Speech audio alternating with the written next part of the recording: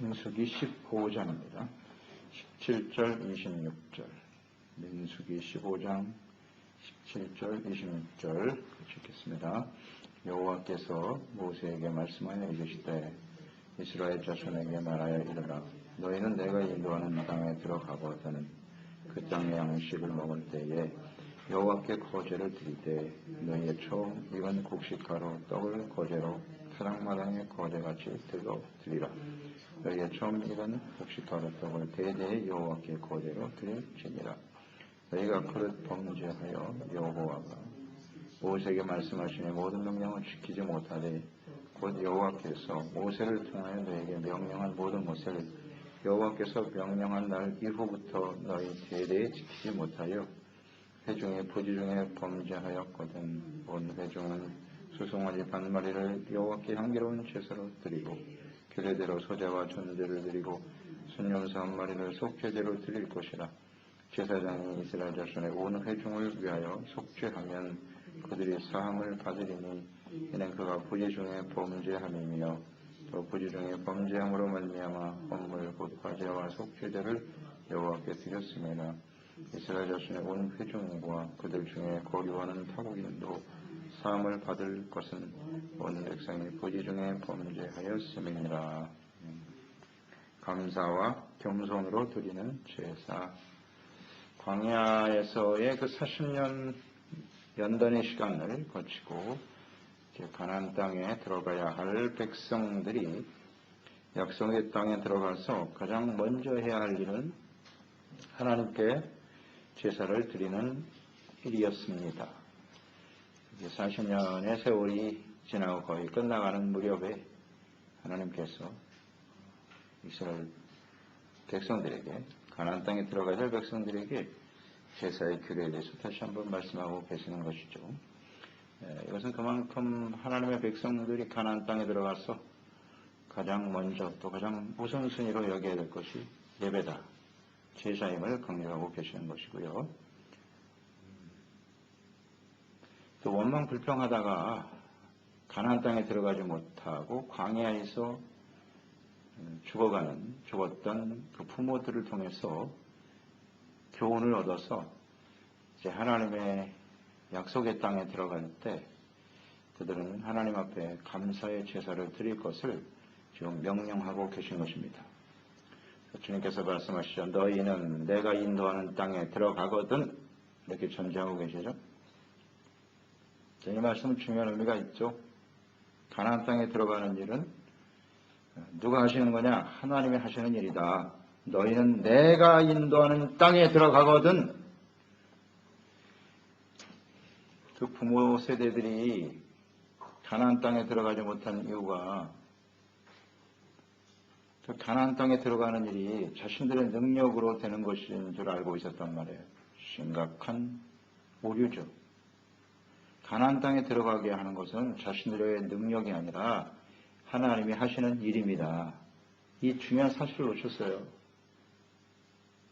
그래서 그들은 크고 장대하고 우리는 메뚜기 같다. 우리는 능력이 없고 힘이 없어서 못 들어갈 것이다.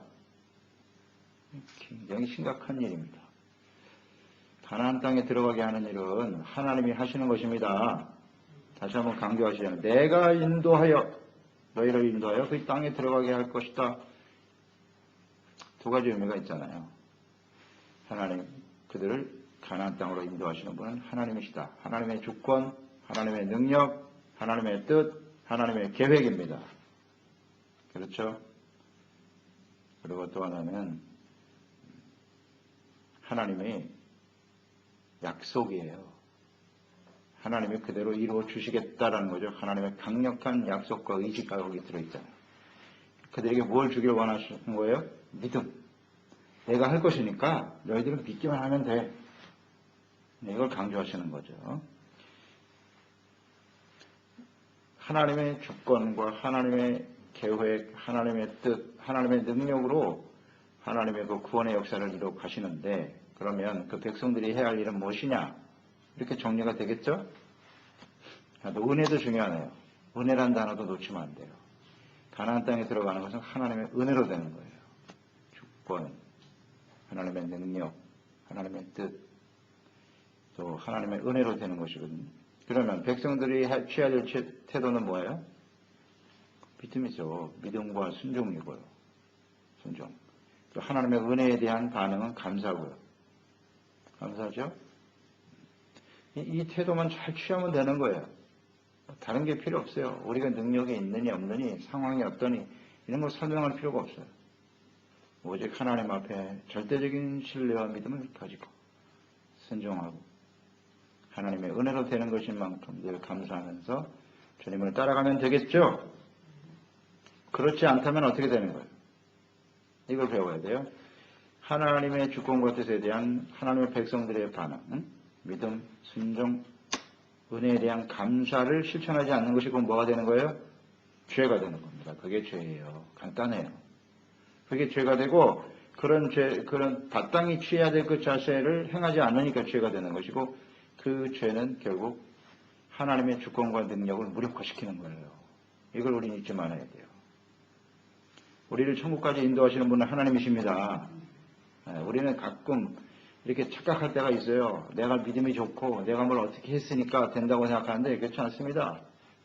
철저한 하나님의 은혜로 되는 것이고 능력으로 되는 것인데 마땅히 우리가 취해야 될 태도를 잊어버리는 거예요. 순간적으로. 이걸 잊어버려요.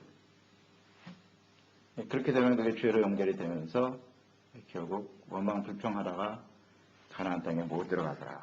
이게 우리에게 아주 중요한 교훈입니다. 우리도 절대 그의 뒤를 밟으면 안 되겠어요. 안 되겠어요.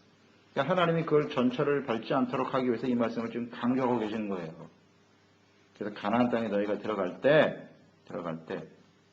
19절로 20절 그 땅의 양식을 먹을 때 그랬잖아요. 만나를 먹고 있다가 땅에 들어가서 처음 곡식을 거두게 될 텐데 이제 광야에서 내려주시는 만나를 먹었지만 추수한 곡식을 처음 먹게 될 것이다. 그때 이제 만나가 끊어졌거든요. 만나가 끊어지면서 이제 곡식을 먹게 하셨는데 처음 추수한 곡식을 먼저 하나님께 어떻게 하라?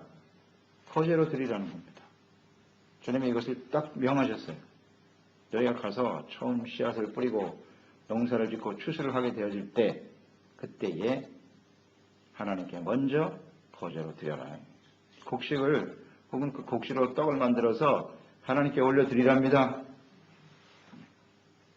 왜 그렇게 하신지는 알겠죠? 하나님의 은혜에 감사하는 겁니다. 감사. 이걸 잊지 말라는 거예요. 하나님의 백성들 그 부모 세대가 광야에서 죽은 이유가 간단해요. 감사하지 않았기 때문에 믿음과 감사가 결여되어 있기 때문에 원망 불평하다가 결국은 광야에서 죽은 것이거든요. 그 일을 계속했어요. 광야 세월 동안에 2년 이상 광야에 있는 동안 그들은 10번이나 하나님을 시험했다고 그랬거든요. 하나님을 시험하는 일, 광야에서 죽을 수밖에 없었던 결정적인 원인이 뭐냐? 잘 알아야 돼요. 감사치 않았기 때문이다. 그게 믿음이 없는 행동이었고요. 뭐 그렇게 복잡하지 않아요. 아주 단순하고 간단한 문제입니다. 믿음과 순종이 결여되어 있었고 감사하지 않았다는 거죠. 그것 때문에 버려졌어요. 죽었다고요. 그렇기 때문에 우리 하나님의 자녀 백성들은 항상 하나님 앞에 감사의 제사를 드리는 일을 잊지 말아야겠습니다. 은혜를 잊지 말라는 겁니다. 하나님의 은혜를. 그러니까 처음 들어가자마자 곡식 추수할 때 하나님께 감사 제사를 드려라. 21절에 보면 이 감사의 제사는 처음 가나안 땅 들어가서 처음 드린 다음에 끝나는 게 아니죠. 뭐라고 말씀하셨어요? 대대에 여호와께 거제로 드려라. 대대에. 계속 이어가면서 처음으로 끝나는 게 아니라 매 곡식을 거둘 때마다 하나님 앞에 감사의 제사로 드려라. 너희 자녀들도 이걸 배워야 돼. 대대라는 말이 중요해요. 자녀 세대들도 그걸 이어받아야 되는 거예요. 잘 가르쳐야죠. 우리가 살아가는 것이 하나님의 은혜다. 이 사실을 기억하고 하나님의 은혜를 잊지 말고 감사로 하나님께 헌신하는 것을 명하신 것입니다. 그렇죠? 그래서 저는 이 감사에 대해서 묵상하면서 감사는 이런 것 같아요. 감사는 과거, 현재, 미래에 대한 하나님의 은혜를 인정하는 것이다. 이렇게 묵상을 해봤어요. 그러니까 우리가 지금 감사의 제사를 드린다라고 했을 때 그 감사의 제사는 과거잖아요. 지금까지 하나님이 인도해 주신 은혜에 대해서 감사하는 것이고 또 지금 당장 우리에게 먹을 곡식을 주신 것에 대한 현재에 대한 감사일 것이고 이 감사는 장차도 대대에 이르라고 그랬으니까 앞으로도 우리의 삶의 여정에 하나님의 은혜는 계속될 것이고 우리는 하나님의 은혜 가운데 살아가게 되는 것입니다. 라는 것을 인정하는 것이 감사예요. 그러니까 범사에 감사한다고 하는 의미가 여기에 포함되는 것. 과거, 현재, 미래 모든 시간 가운데 그리고 우리의 삶에 일어나는 모든 일 가운데 하나님을 인정하는 거예요. 은혜를 인정하는 거예요. 이게 감사죠. 감사. 그래서 오늘 우리가 추수감사주의를 하나님께 드리는 이 의미를 좀 잘 생각하고요. 과거만 생각할 게 아니라 지금도 앞으로도 하나님의 은혜로 사는 겁니다. 라는 것을 주님께 고백하고 그 은혜를 잊지 않고 매일매일 순간순간마다 감사하며 주님을 섬기는 종들이 되어야 하겠습니다. 그러니까 매 예배 드릴 때마다 그 예배 자체가 감사의 의미잖아요. 속죄와 감사의 의미가 들어있다면 속죄, 감사는 뭐냐? 우리의 죄를 용서해 주시는 하나님의 은혜. 그리고 매일매일 살아가는 것이 하나님의 인도하심을 받는 은혜 가운데 사는 것임을 인정하는 것이 예배죠. 이런 예배가 매일매일의 삶 속에서 실천되어질 때 그 감사의 제사를 하나님이 기쁘게 받으시겠죠. 감사로 드리는 거예요. 처음 익은 열매로 하나님께 감사의 제사를 드리라고 말씀하셨는데 이것이 잠언서 3장 9절로 10절에 보면 나와 있죠. 내 재물과 내 소산물의 처음 익은 열매로 여호와를 공경하라. 그리하면 내가 내 창고가 가득히 차고 내 포도즙 틀에 새 포도즙이 넘치리라. 아멘. 자, 처음 익은 열매로 여호와를 공경하라는 뜻이 무엇인지 아시겠죠? 처음 익은 열매로 하나님 앞에 감사하라는 겁니다. 그 은혜에 진심으로 감사하고 앞으로 주어진 생애도 하나님의 은혜로 살아가는 것임을 인정하고 고백하는 것이 하나님께 헌신하는 것이고 여호와를 공경하는 일이다. 그러면 어떻게 하신다고요? 창고가 가득히 차고 포도즙이 넘치리라. 하나님의 은혜를 생각합니다. 우리가 하나님의 은혜로 사는 사람이니까 여호와께 하나님께 감사하고 헌신하는 것은 마땅한 일입니다. 그렇죠? 마땅한 일이에요. 감사하고 하나님을 공경하는 건 당연한 일이라고요. 그런데 그 당연한 일 다음에 그리하면 하나님의 축복을 약속하셨어요. 당연히 해야 할 일을 하나님의 백성들이 잘 하지를 못하더라는 거죠. 그러니까 축복의 약속까지도 하나님이 정해놓으시면서 하나님의 은혜에 감사하는 일 중요하다고 주님이 강조하시는 거예요. 그 중요성을 우리는 잘 알죠? 민수기 14장을 묵상한 사람은 이 감사가 얼마나 소중하고 가치 있는 것인가를 알 수 있어요. 감사하지 못하는 것이 어떤 결과를 맞이하는 것인지 너무나 잘 알기 때문에 오늘 우리가 매일매일 하나님께 감사하며 우리의 삶을 드려 헌신할 수 있다고 하는 것이 큰 축복입니다. 축복입니다. 또 마땅히 해야 할 일이고요. 그러니까 우리가 오늘도 하나님께 감사주의를 보내면서 과거에 있었던 이 감사치 못했던 죄들을 철저하게 버리고 회개하고 돌이키는 시간이 되어야 할 것입니다. 그럴 때 하나님께서는 당연한 일인데도 그 감사의 제사를 너무나 기쁘게 받으시고 이 하나님의 약속으로 우리의 삶을 풍성하게 해주시는 줄 믿습니다. 22절 이하에 보면 너희가 하나님의 명령을 지키지 못할 것에 대해서 어떻게 속죄 제물을 드려야 되는지에 대해서 말씀하고 있네요. 22절에 너희가 그릇 범죄하여 여호와가 모세에게 말씀하신 이 모든 명령을 지키지 못하되 이렇게 나와 있고요. 여호와께서 모세에게 너희에게 명령한 모든 것을 여호와께서 명령한 날 이후부터 너희 대대에 지키지 못하여. 자, 이 말씀에 나타난 하나님의 뜻을 아시겠습니까? 지키지 못하되 또 대대에 너희가 지키지 못할 것이다 라고 주님께서 전제하셨나요? 이 말씀에 나타난 하나님의 마음, 하나님의 뜻을 아시겠어요? 그러니까 인간의 한계를 알고 계시는 하나님, 너희들은 지금도 못 지키고 앞으로도 너희 후손들도 못 지킬 거야. 이걸 아주 전제하셨잖아요. 지키지 못합니다. 우리가 지키지 못하기 때문에 율법이 필요한 거예요. 우리가 지킬 수 없기 때문에 하나님이 제사법을 만드신 거예요.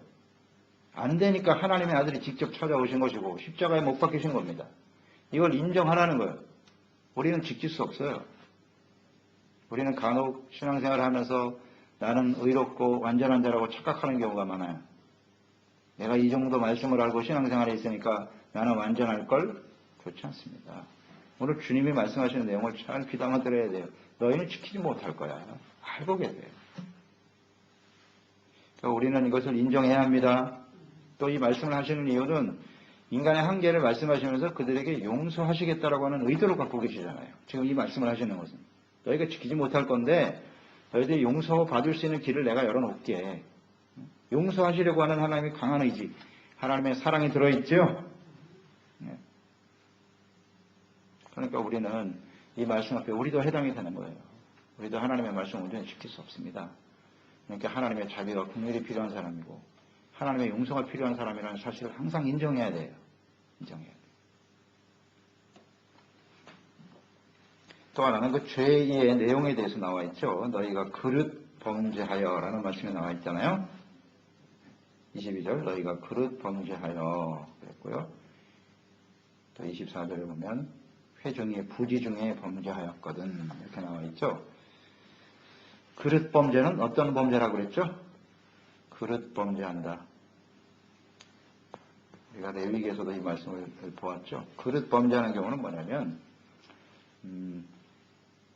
죄인 줄을 알긴 아는데요. 알긴 아는데 실수로 범죄하는 경우와 혹은 믿음이 연약해서 믿음이 약하고 유혹에 빠지는 경우예요. 이게 고의로 하는 게 아니고 하고는 이렇게 지켜야 된다는 말씀을 알지만 믿음이 연약하거나 쉽게 유혹에 넘어가는 경우. 이때가 바로 그릇 범하는 죄죠. 고범죄하고는 다릅니다.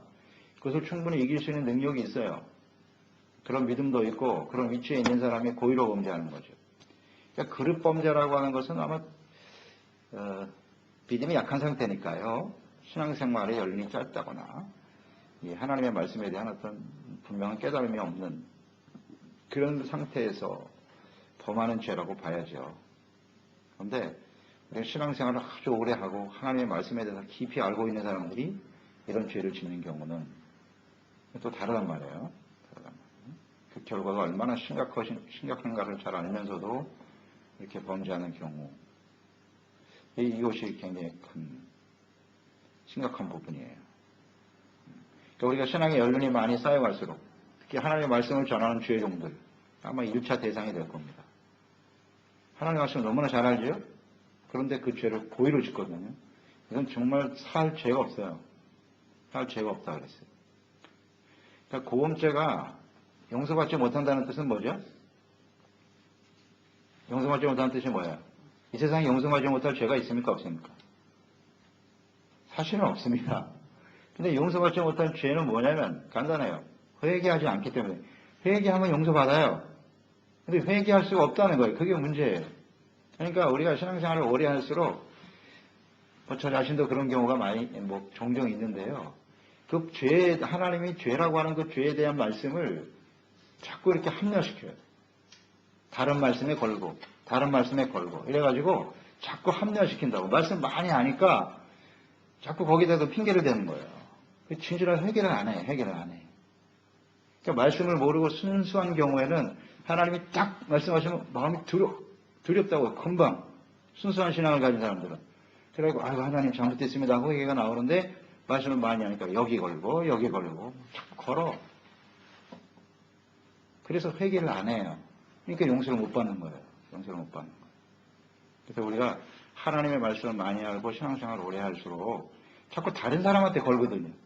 내가 이렇게 범죄하면 저 사람 때문에, 이 사람이 이렇게 범죄했기 때문에, 저 사람도 하나님 말씀 앞에 잘못했다. 이런 식으로 핑계를 대거든요. 자기 합리화시키고. 그래서 안 돼요. 그게 심각한 고범죄예요, 그게. 그게 고범죄입니다. 그러니까 고범죄는 간단하게 정의하시면 돼요. 회개하지 않는 죄. 주님이 죄라고 말씀하시는데 회개를 안 해. 이런 게 고범죄입니다. 그러니까 용서를 못 받죠. 그래서 우리는 언제든지 하나님께 범죄할 수밖에 없는 연약한 존재임을 알고 주님께 회개하고 돌이킬 수 있는 사람이 되어야 합니다. 그릇 범죄하는 경우에 속죄제를 반드시 드려야 됩니다. 네. 이제 깨닫는 게 중요하죠. 그게 죄라는 걸 깨닫는 것이 깨닫게 해주었을 때 너희가 제사를 드려라. 레위기에 보면 종종 나오잖아요. 누군가가 너에게 그 죄를 깨닫게 해주었을 때 죄를 깨닫게 해주는 죄종들의 말씀을 통해서 혹은 기록된 말씀을 묵상할 때 우리가 죄를 깨닫게 되지 않습니까? 죄를 깨닫게 해주신 분은 성령님의 역사고요. 속죄제를 드려라. 그 다음 부지중이라는 거. 부지중이라고 하는 것은 무슨 뜻이죠? 알지 못하는 상태에서 죄를 짓는 거란 말이에요. 그런데 우리가 알지 못하는 경우가 있죠. 하나님의 말씀의 의미에 생각이 안 난다거나 이렇게 행하는 것이 이게 죄인지를 잘 모른단 말이죠. 그러니까 말씀에 비춰지지 않으면 그게 죄인지 모르거든요. 죄를 지면서도. 그러니까 말씀을 잘 모르는 상태에서 짓는 죄 혹은 말씀을 잊어버리잖아요. 우리가 쉽게 잊어버리거든요. 그럴 때 짓는 죄마저도 어떻게 해요? 정당화될 수 없다는 겁니다. 주여 제가 모르고 죄를 졌습니다 해서 죄가 없는 것이냐? 그렇지 않다는 거죠. 레위기 5장 17절 만일 누구든지 여호와의 계명 중 하나를 부지중에 범하여도 허물이라 벌을 당할 것이니 이렇게 되어 있습니다. 이게 하나님의 말씀이잖아요. 계명 다 지키고 하나만 부지중에 안 지켜도 그게 죄라고 그랬어요.